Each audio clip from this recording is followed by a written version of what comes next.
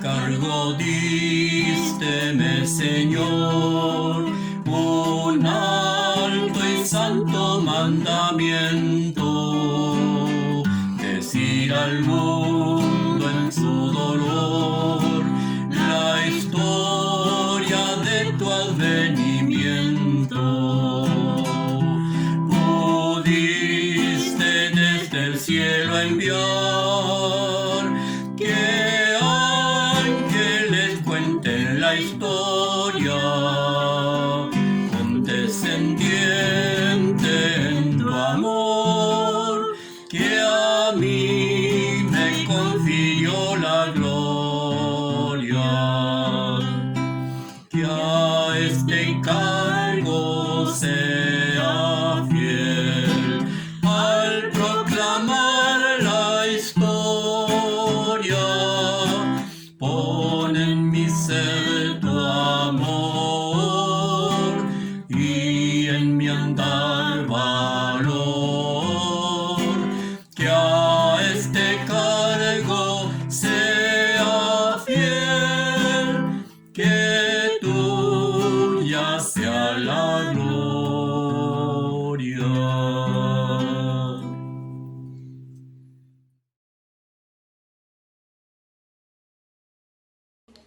Mateo 25 del 1 al 13. Entonces el reino de los cielos será semejante a 10 vírgenes, que tomando sus lámparas salieron a recibir al esposo. Y las 5 de ellas eran prudentes, y las 5 fatuas. Las que eran fatuas tomaron sus lámparas, no tomaron consigo aceite, mas las prudentes tomaron aceite en sus vasos juntamente con sus lámparas. Y tardándose el esposo, cabecearon todas y se durmieron. A la medianoche fue oído un clamor: «He aquí, el esposo viene, salid a recibirle». Entonces todas aquellas vírgenes se levantaron y aderezaron sus lámparas, y las fatuas dijeron a las prudentes: «Dadnos de vuestro aceite, porque nuestras lámparas se apagan». Mas las prudentes respondieron: «Porque no nos falta a nosotras y a vosotras, id antes a los que venden y comprad para vosotras». Y mientras ellas iban a comprar, vino el esposo, y las que estaban percibidas entraron con él a las bodas, y se cerró la puerta. Y después vinieron también las otras vírgenes, diciendo: «Señor, Señor, ábrenos». Mas respondiendo él, dijo: «De cierto os digo que no os conozco. Velad, pues, porque no sabéis el día ni la hora en que el Hijo del Hombre ha de venir». Buen día, hermanos. Doy gracias al Señor porque de nuevo puedo estar comunicado con ustedes y les invito a compartir algunos momentos juntos frente a la palabra del Señor y buscaremos en nuestras Biblias el capítulo 25 de Mateo.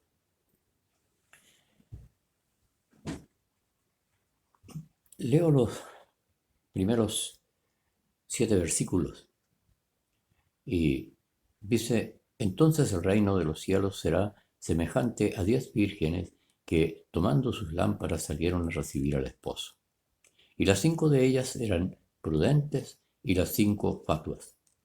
Las que eran fatuas tomaron sus lámparas y no tomaron consigo aceite, mas las prudentes tomaron aceite en sus vasos, juntamente con sus lámparas. Tardándose el esposo, cabecearon todas y se durmieron.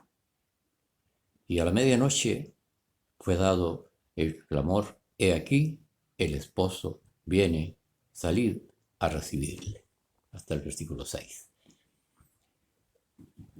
Las vírgenes, las 10 vírgenes, representan aquí a nosotros, a la iglesia, que espera al esposo. Cristo prometió venir a buscarnos. Somos el cuerpo de Cristo. Él es el esposo. La iglesia es su esposa. Y la palabra del Señor es muy enfática en decir que las promesas del Señor son fieles, son verdaderas y no perecen. Si el Señor Jesucristo dijo que vendría por su iglesia, esta palabra es fiel, es verdadera. Y en el capítulo anterior, dice, el cielo y la tierra pasarán, mas mis palabras no pasarán. El capítulo anterior, el capítulo 24, también está dedicado exclusivamente, o sea, completamente, a recordarnos la segunda venida de Cristo, la venida de Cristo por su iglesia. Una verdad profunda, una verdad que no tiene duda alguna, porque está repetida en el Nuevo Testamento muchas veces, que Cristo viene por nosotros, por su iglesia. Y también aquí en el capítulo 24 se nos muestra la condición en que el mundo está viviendo en los días previos a su venida, los días que preceden a la venida de Cristo por su iglesia. La Biblia los compara con los tiempos de Noé, en que el mundo estaba viviendo a su manera y haciendo de las suyas el pecado, la violencia, todo. Dice más, como en los días de Noé, así será la venida del Hijo del Hombre, porque como en los días antes del diluvio estaban comiendo y bebiendo, casándose y dándose en casamiento, hasta el día en que Noé entró en el arca. Hasta el día en que Noé entró en el arca, es decir, hasta el último instante, ellos no hicieron caso al mensaje. Durante 120 años, Noé proclamando el mensaje que Dios estaba hastiado con la conducta del hombre y que el juicio de Dios vendría para castigar el pecado. Y no creyeron. Muchos se burlaron de él seguramente, y algunos a lo mejor creyeron, pero no tomaron en cuenta, no tomaron en serio esta verdad y siguieron viviendo a su manera. Hoy día, la condición de la humanidad es, como dice la Biblia, como en los días de Noé. No necesitamos detenernos mucho rato para considerar la condición en que el mundo vive en este tiempo, como en la violencia, la maldad, el desorden familiar, el desorden en los matrimonios. Esta es la noticia del día, está en nuestras retinas. Nos duele, de repente nos sorprendemos de hasta qué límites ha llegado la violencia, la maldad, el pecado. Pero es así, dice la palabra del Señor, que así será la condición de la humanidad en los días previos a su venida. Estamos prontos a que Cristo venga por su iglesia. Y hay una frase que es atrevida, como muchas, y que la escuchamos permanentemente. Pero si esto yo lo estoy escuchando desde que soy niño, yo lo escuché a mi padre se lo escuchó a mi abuelo, y siempre dicen la venida de Cristo está pronta, ¿vi? No pasa nada. Es que somos muy dados a condicionar nuestro pensamiento y nuestra condición a nuestra pequeñez y a la medida del tiempo que nosotros manejamos, 70 años, 80 años, nuestra vida. Pero Dios es un Dios eterno y permanente y presente eternamente. Por lo tanto, cuando Él dice que viene pronto, no significa que es en 2 días de los nuestros, en 5 años de los nuestros. No sabemos, dice la palabra del Señor divino, nadie sabe, ni los mismos ángeles que están en los cielos. No saben el día ni la hora en que Cristo vendrá. Empero el día y la hora nadie sabe, ni aun los ángeles de los cielos, sino mi Padre solamente, porque de Él son los tiempos, y para Él no hay tiempos cortos ni largos, Él es eterno. La palabra del Señor dice que Él no tarda su venida, no es que se haya olvidado de su promesa, dice que es misericordioso y es paciente con nosotros, y no quiere que ninguno se pierda, sino que todos procedan al arrepentimiento. Y dice nosotros, dice, y además del mundo, Él está esperando. ¿Cuántos hay de nosotros, de la iglesia, y estamos de repente descuidados y que nos va a pillar el sueño y que no tenemos nuestras lámparas con el aceite, no hemos dejado que el Espíritu Santo se haga vida en nosotros y que tenga la autoridad, que nosotros le cedamos el derecho al Espíritu Santo para que gobierne nuestras vidas. Muchas de nuestras lámparas a lo mejor están con poca dirección del Espíritu Santo. Y vamos a ver aquí entonces ahora en el capítulo 25 los peligros que esto sí, encierra. Dice entonces, entonces el reino de los cielos será semejante a 10 vírgenes que tomando sus lámparas salieron a recibir al esposo. Allí en el tiempo del diluvio, todos tenían conocimiento, habían escuchado siempre el mensaje durante muchos años. Todos tenían conocimiento. En nuestros tiempos, la iglesia está apercibida, tiene palabra de Dios, tiene mensaje todos los días, cada instante de su vida. Hoy día es mucha, es muy abundante la palabra del Señor que se presenta a nosotros como iglesia. Los mensajes, los estudios bíblicos al alcance de todos en el internet, en las iglesias, en los templos. Ahora no podemos estar allí reunidos, pero estamos comunicados por estos medios que también el Señor nos permite hacer y damos gracias al Señor por ello. Pero es mucha la información que la iglesia tiene respecto a la venida del Señor y respecto a las condiciones que el Señor nos exige para estar preparados para encontrarnos con Él. Dice entonces que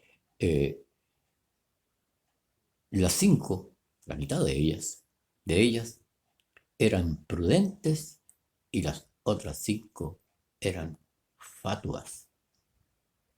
Prudentes. Pero mire lo que la palabra del Señor dice a los creyentes, a nosotros. No confíes en tu propia prudencia. Fíate de Jehová de todo tu corazón. ¿Qué será de las fatuas? Cuando hablamos de prudencia, este término significa que estamos advertidos, que conocemos el peligro, que conocemos las consecuencias de no conocer y de no evitar el peligro y de no tomar las medidas correspondientes para evitar las consecuencias del peligro. Eso es ser prudente. ¿Qué pasa con los que son imprudentes? Se confían en su propia condición, son orgullosos, son soberbios. Y ellos son entonces los que están en esta condición de imprudentes, vírgenes imprudentes, creyentes que piensan que con su conocimiento, que a lo mejor con una conducta visible, van a ser merecedores de entrar con el Señor. Si no tenemos el Espíritu Santo que conduzca nuestras vidas, el Señor Jesucristo dijo que nos mandaría el Espíritu Santo para que estuviera con nosotros y en nosotros, para enseñarnos el camino, para guiarnos en la voluntad del Señor, para mostrarnos qué es lo que Cristo quiere de cada uno de nosotros. Deben estar nuestras lámparas con aceite, encendidas con aceite. Las que eran fatuas, tomando sus lámparas, no tomaron consigo aceite, no se preocuparon de que el Espíritu Santo estuviera guiando sus vidas.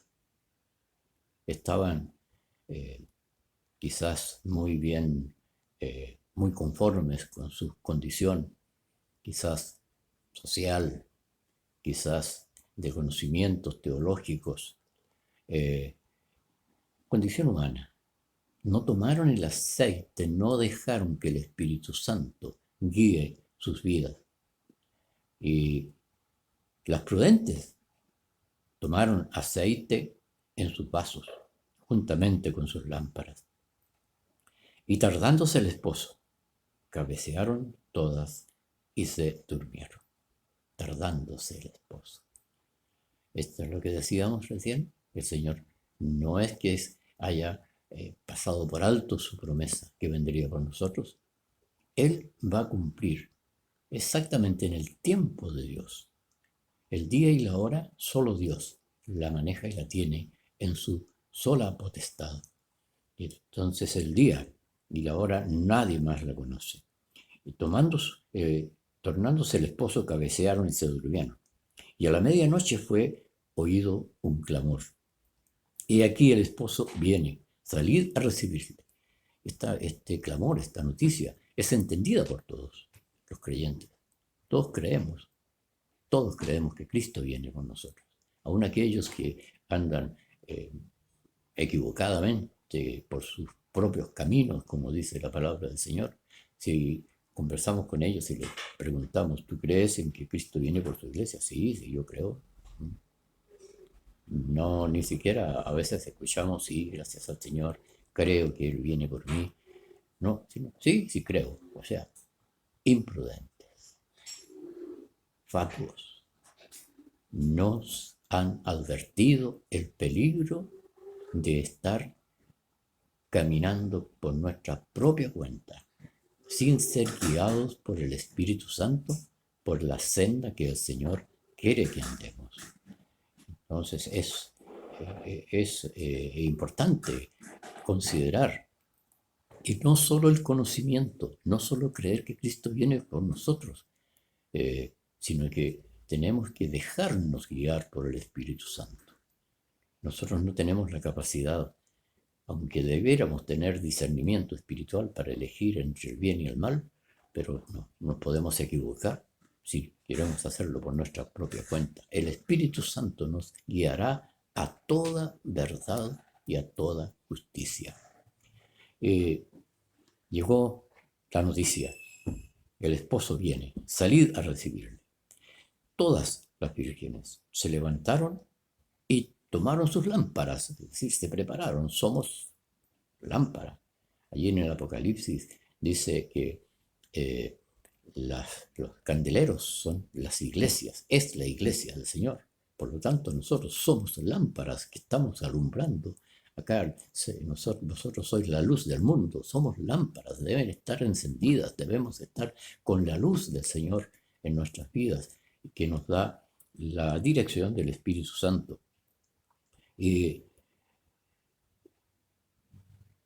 todas aquellas vírgenes se levantaron y aderezaron sus lámparas. Las fatuas dijeron entonces a las prudentes, dadnos de vuestro aceite porque nuestras lámparas se apagan. Algo pasó. Se dieron cuenta que no estaban en condiciones, que no estaban con la luz en su vida, con la luz del Señor, preparados para encontrarse con su Redentor, con el esposo que viene por su iglesia. Y pidieron auxilio a aquellas que estaban sí preparadas y se habían preocupado de que sus vidas fueran guiadas, fueran llenas del Espíritu Santo y guiadas por el Señor. Danos la relación de entrega, la relación de comunión es individual. Y yo no puedo hacer nada ni por mi hijo ni por mi esposa. No puedo hacer nada a menos que tenga la posibilidad de aconsejar, de dar una palabra de aliento, pero producir cambio en su conducta, eso solo lo hace el Señor. La relación es individual, es personal con el Señor. Danos de vuestro aceite. ¿Y qué les respondieron las vírgenes prudentes? No, porque nos puede faltar a nosotras. Entonces, pero ustedes siempre se proveyeron de las cosas que les parecieron necesarias y las consiguieron en la ciencia, las consiguieron en el mundo, las consiguieron en el poder del dinero, las consiguieron en el poder del intelecto. Vayan, provéanse de eso, a ver si les puede servir en este instante. Eso no sirve, eso es basura, eso queda todo acá. Lo tengo por basura, dice el apóstol Pablo. porque Cristo es la excelencia sobre todas las cosas. Y triste, 5. Allí en el capítulo anterior también nos habla de esta misma proporción. Estarán 2 en el camino, uno será llevado y el otro se quedará. Habrán 2 mujeres en el molino que comparten, que conocen el mismo oficio, que tienen la misma información. Una será llevada y la otra será dejada.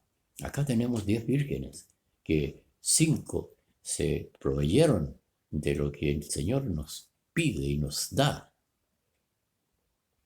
el Espíritu Santo en nosotros, para que nos dejemos guiar por el Espíritu Santo. Las otras 5 caminaron en forma fatua, confiadas en sus capacidades, confiadas en el poder humano, en el poder del intelecto, en el poder del conocimiento. Eso no sirve. Es, como vuelvo a decir, el apóstol Pablo dijo, es basura. No sirve para nada. Las prudentes respondieron diciendo entonces, porque no nos falte a nosotras y a vosotras, id antes a los que venden, allí donde siempre pensaron conseguirlo, y comprad para vosotras. Mientras ellas iban a comprar, quisieron prepararse, quisieron retomar quizás el camino y buscaron algunos recursos, pero el tiempo es breve. Cuando ya se cumplen los plazos, el tiempo se termina y dice, mientras ellas iban, vino el esposo y las que estaban apercibidas entraron con él. Debemos estar preparados para el encuentro con Cristo. Y esta preparación significa estar siempre a los pies de Cristo, buscando su voluntad, conociendo lo que Él quiere que hagamos mientras estamos acá y Él prepara lugar para nosotros. La palabra del Señor es luz, la palabra del Señor nos guiará, nos mostrará el camino y nos dejamos guiar por el Espíritu Santo, entraremos con Él cuando Él venga. Entraron y se cerró la puerta. Terrible situación. ¿Cómo sería la desesperación allí en los días de Noé? Cuando comienza a caer el agua en forma copiosa, comienzan a subir los niveles de las aguas. Se dan cuenta de que era una verdad lo que Noé les había predicado y que ellos no hicieron caso. Ahora había que pedir refugio y el refugio estaba allí en el arca, pero Dios había cerrado la puerta. Llegará el momento en que la puerta se cierre. Estamos en la era de la gracia donde el Señor nos llama, donde el Señor llama a todos los que quieran venir y Él no les echa fuera. Pero se cerrará la puerta y ya no habrá más entrada por esta gracia que el Señor nos ha dado, habiéndonos justificado por su muerte en la cruz del Calvario. Tenemos entrada con Él a la gloria, a la vida eterna. Pero se cerrará un día esta puerta y estas vírgenes que creían, que vivieron vidas religiosas, que estuvieron dentro de los templos, que estuvieron predicando, que estuvieron, porque dice la palabra del Señor, predicamos en tu nombre echamos demonios, y el Señor les dirá, no os conozco, obradores de maldad. Despreciaron la dirección del Espíritu Santo. No se proveyeron de aceite para sus lámparas. Por lo tanto, a las tinieblas de afuera. Y después vinieron también, dice entonces, las otras vírgenes diciendo, Señor, Señor, ábrenos. Mas respondiendo él dijo, de cierto os digo que no os conozco. Y nos dice entonces a la iglesia, velad pues, porque no sabéis el día ni la hora en que el Hijo del Hombre ha de venir. No sabemos cuándo el esposo viene por su iglesia.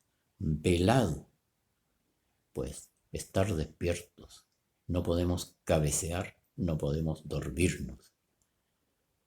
Hay palabra del Señor muy fuerte respecto a esto. Levántate, levántate, tú que duermes y levántate de entre los muertos, para que Cristo te dé la luz, te alumbre y estés apercibido para cuando Él venga por nosotros.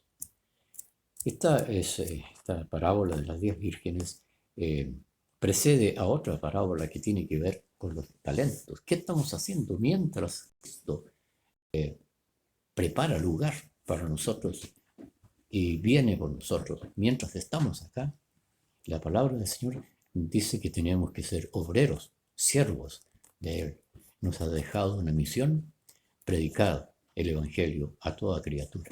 Y el predicar el Evangelio no es estar parado en un púlpito, no es estar frente a una pantalla como yo lo estoy haciendo aquí, es la vida del creyente, es el testimonio permanente del creyente, es el que anuncia a través de la palabra, a través de su vida, a través de sus hechos, a través de su ejemplo de vida en el Señor. Allí en el libro de Efesios, capítulo 4, dice, empero a cada uno de nosotros es dada la gracia conforme a la medida del don de Cristo. Él sabe cuánto y qué da a cada uno. Es un regalo conforme a la gracia del Señor. Porque dice que subiendo a lo alto llevó cautiva la cautividad y dio dones a los hombres para perfección de los santos, para la obra del ministerio, para la edificación del cuerpo de Cristo, conforme a la gracia que Él da. Él nos conoce, Él sabe lo que usted y yo podemos hacer, pero a cada uno nos ha dado un don. Dio dones a los hombres, a todos, a toda la iglesia. Cuando dice hombres, hombres y mujeres, es la iglesia, es el cuerpo de Cristo. Todos tenemos algo que hacer mientras Él viene por nosotros. Y dice aquí, porque el reino de los cielos es semejante a un hombre que, partiéndose lejos, llamó a sus siervos y les entregó sus bienes. Esta es la figura, es Cristo entregándonos los dones. Y a este dio 5 talentos, a otro dio 2 y a otro 1. ¡Qué injusticia! No, el Señor nos conoce y sabe cuánto puedo yo manejar, qué condición tengo respecto a, o cómo va a ser mi comportamiento respecto a lo que Él ponga en mis manos. Y porque Él me conoce, me va a dar 5, me va a dar 2 o me va a dar 1. Pero todos tenemos algo que hacer en la obra, en la viña del Señor. Y el que tenía 5 talentos, los trabajó, dice, multiplicó los 5 talentos y cuando el Señor regresó, entregó el resultado. Y Él le dijo, bien, buen siervo y fiel. En lo poco has sido fiel, entra en el gozo de tu Señor. Lo mismo ocurrió con el que tenía 2 talentos. Pero el que tenía un talento, algo pasó con él. Se encontró menoscabado, pensó que no era justo que él tuviera solo un talento.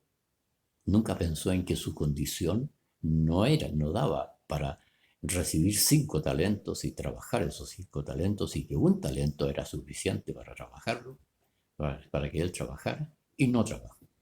El Señor dijo que era un siervo negligente.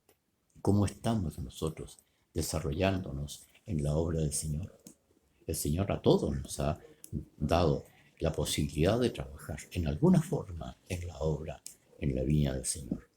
Unos se preocuparán de predicar en un púlpito, otros saldrán a predicar a las calles, otros se dedicarán a complementar la actividad en el culto con la música, otros visitarán un hospital. Cada uno desarrollará el don que Dios le ha dado. Y el Señor Al que tenía 5 le dijo, bien, buen siervo y fiel, sobre poco has sido fiel. Al que tenía 2 le dijo exactamente lo mismo. Y si al que tenía 1 hubiera trabajado, le hubiera dicho exactamente lo mismo. Porque Él nos conoce, Él sabe lo que usted y yo podemos hacer. Damos gracias al Señor porque Él nos permite trabajar en su obra mientras Él prepara lugar para nosotros, para venir por su iglesia. Que el Señor nos ayude para que nuestras lámparas estén encendidas, para que el Espíritu Santo esté guiando nuestras vidas y para que cada uno de nosotros tenga el ánimo de poner a los pies de Cristo los talentos, los dones que Él nos ha dado. Él lo da todo y quiere que nosotros realicemos la obra que Él nos encarga de hacer. Cumple tu ministerio, le dice el apóstol Pablo a Timoteo, cumple tu ministerio. Y el Señor Jesucristo me dice a mí y a usted, cumple tu ministerio. Pon al servicio de la obra el don, el talento que yo te he entregado. Y un día tendrás la bienvenida y entrarás a gozar con tu Señor eternamente. Que el Señor nos bendiga.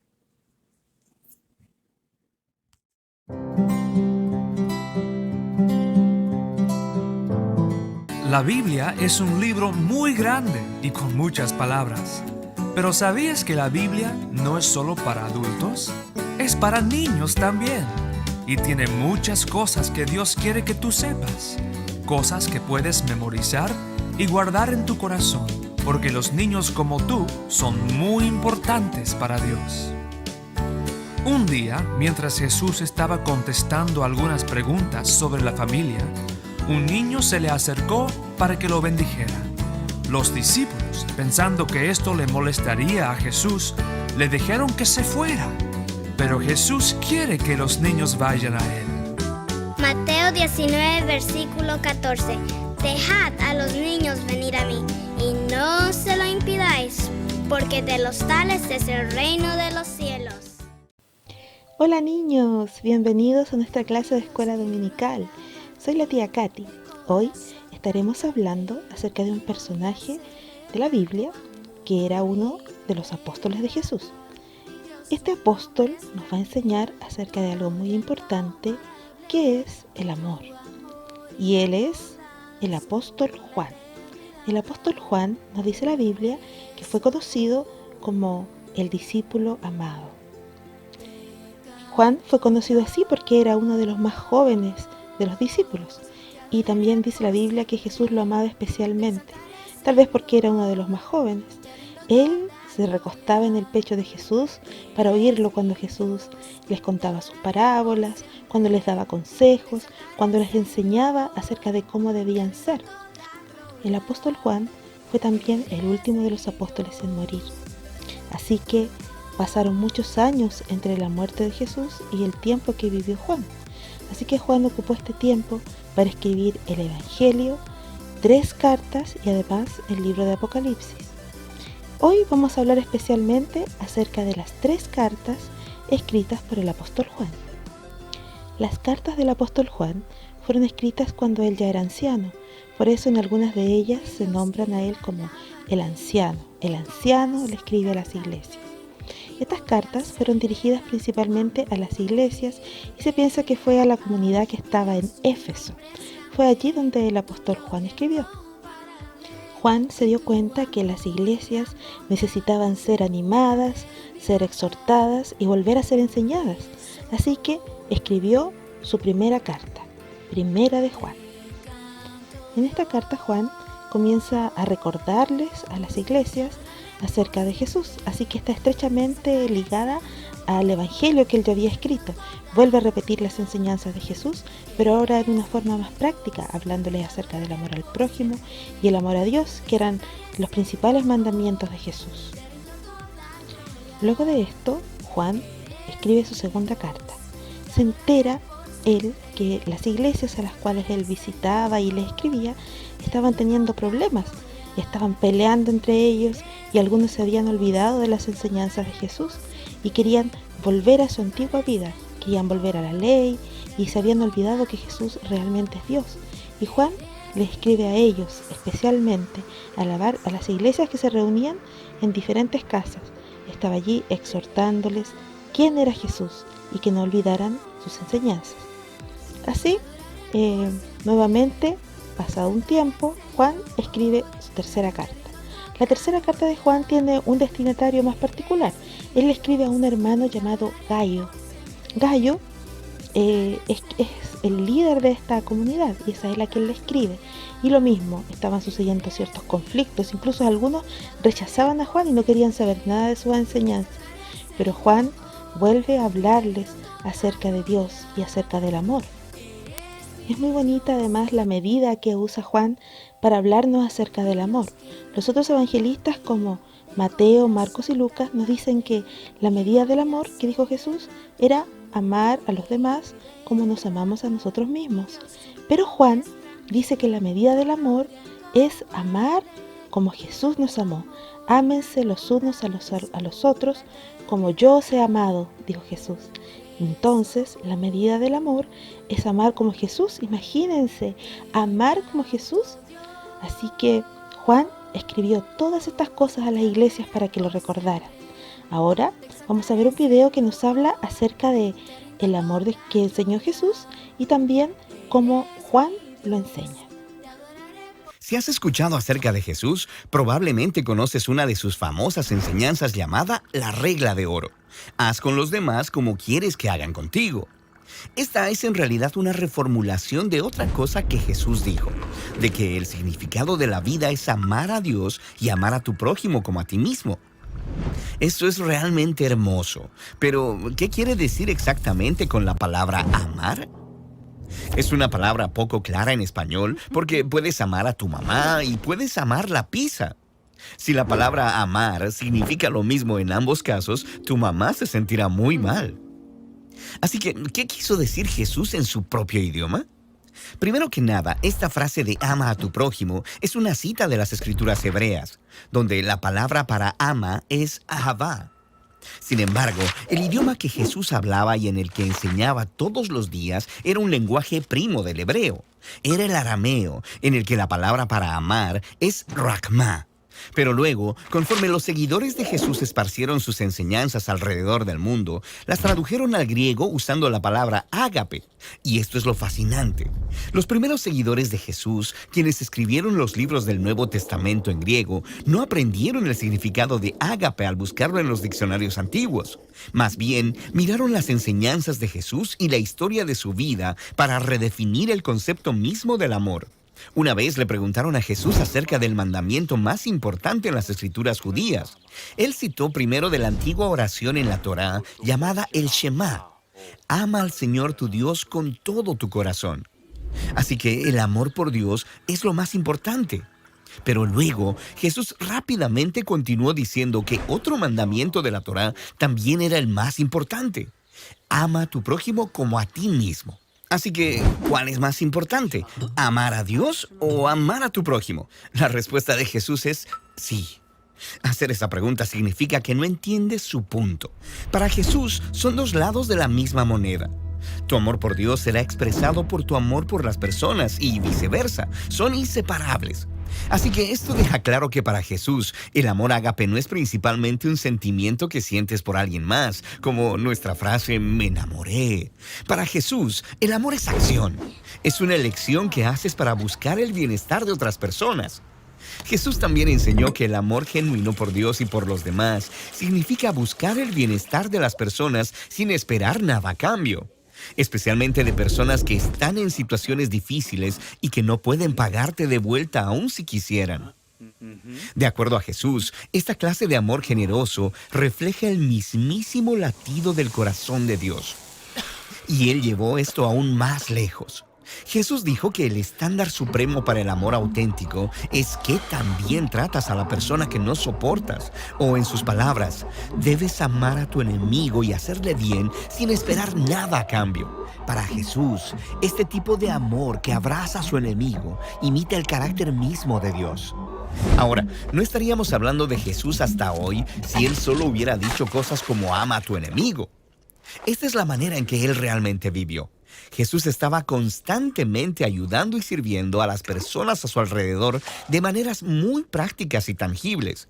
Y Él constantemente se acercaba a personas pobres y en sufrimiento, quienes no podrían darle ningún beneficio de vuelta. Él mostró amor por los olvidados, las personas que usualmente pasan desapercibidas. Cuando Jesús eventualmente entró en Jerusalén, se hizo enemigo de los líderes de su pueblo, acusándolos de hipocresía y corrupción. Pero luego, en lugar de atacar a sus enemigos para derrocarlos, Él les permitió que lo mataran.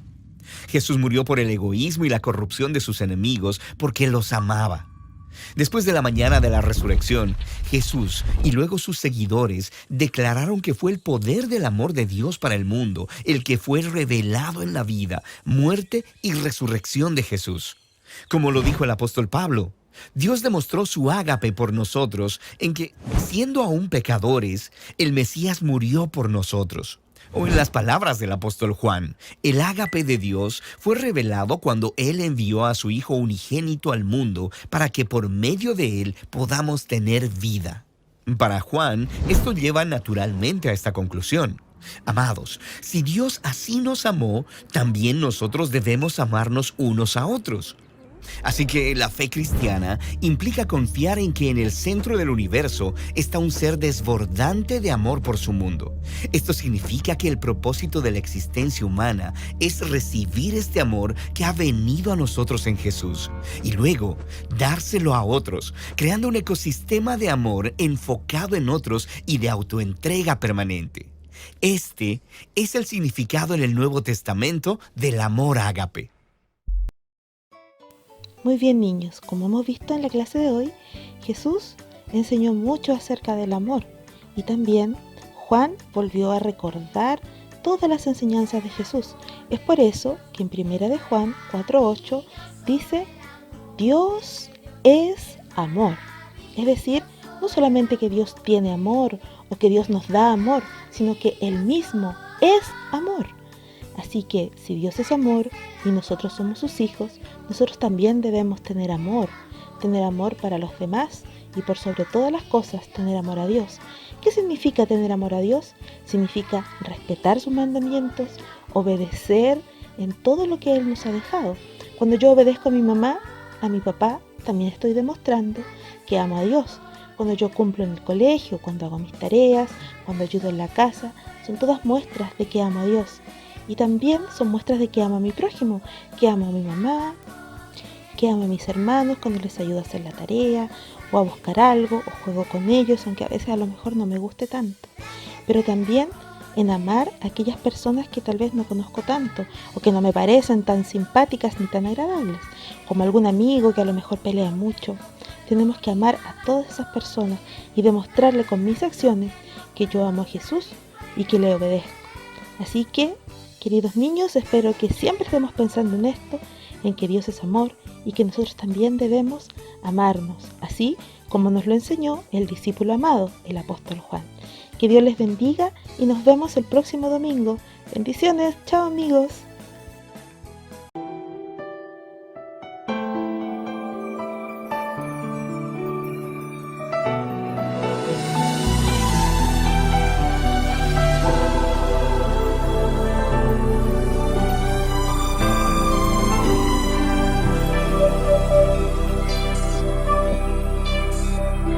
Todas nuestras cosas te dan amor. ¿Sean hechas? Deben ser con amor. Corintios. Corintios 16:14. Mientras todos están hechos con amor. 1 Corintios 16, 1 Corintios 16:14. Mira acá. ¿Todas? Ya. Todas vuestras cosas están hechas con amor. 1 Corintios 16:14.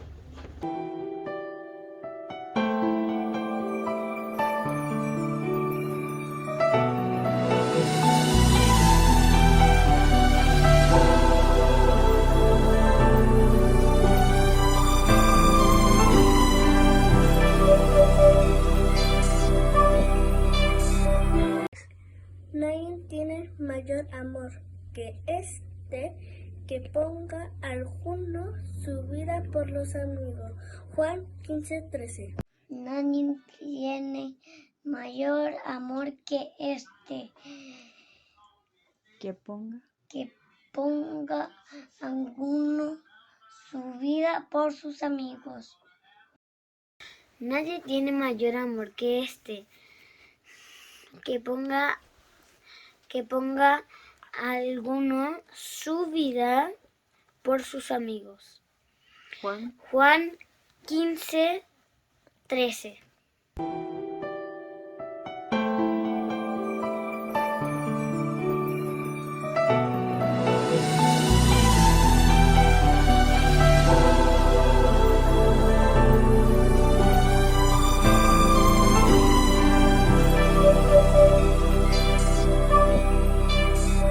Porque este es el mensaje que habéis oído desde el principio, que nos amemos los unos a los otros. Primera de Juan 3:11.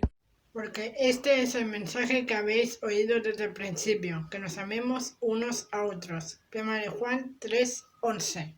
Porque este es el mensaje que habéis oído desde el principio, que nos amemos unos a otros. Primera de Juan 3:11. Porque este es el mensaje que habéis oído desde el principio, que os améis unos a otros. Primera de Juan 3:11.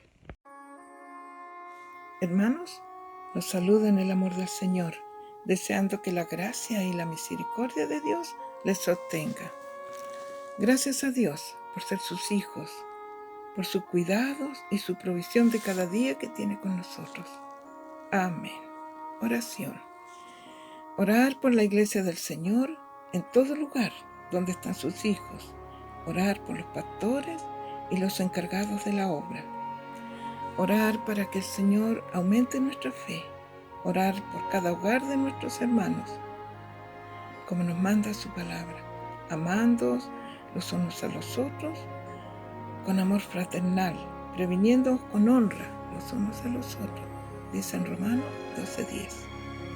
Orar por nuestros hijos, el Señor los proteja por misericordia. Por nuestros niños pequeñitos, el Señor los cuide por misericordia. Orar por nuestros hermanos y hermanas delicados de salud, que la gracia y la misericordia de Dios les sostenga. Orar para que la iglesia del Señor siga firme, fortalecida en las promesas del Señor. La palabra de Dios en Primera de Juan, capítulo 4, versículo 11, dice: Amados, si Dios así nos ha amado, debemos también nosotros amarnos unos a otros. Amén. Gloria a Dios. El que habita el abrigo de Dios morará bajo sombras de amor. Su esperanza y castillo Jehová será, y en sus alas feliz vivirá. Oh, yo quiero habitar al abrigo de Dios, solo allí encontraré paz y profundo amor. Su delicia es con él, comunión disfrutar, y por siempre su nombre alabar. El que habita el abrigo de Dios, muy feliz ciertamente será. Dios dará con con sus ángeles protección, y sus pies nunca resbalarán. Oh, yo quiero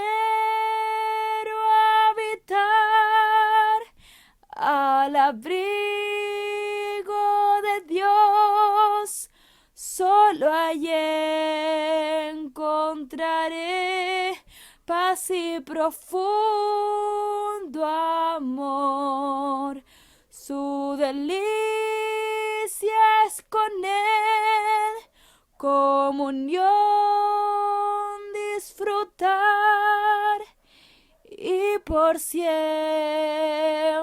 su nombre alabar. El que habita el abrigo de Dios, consagrado a su voluntad,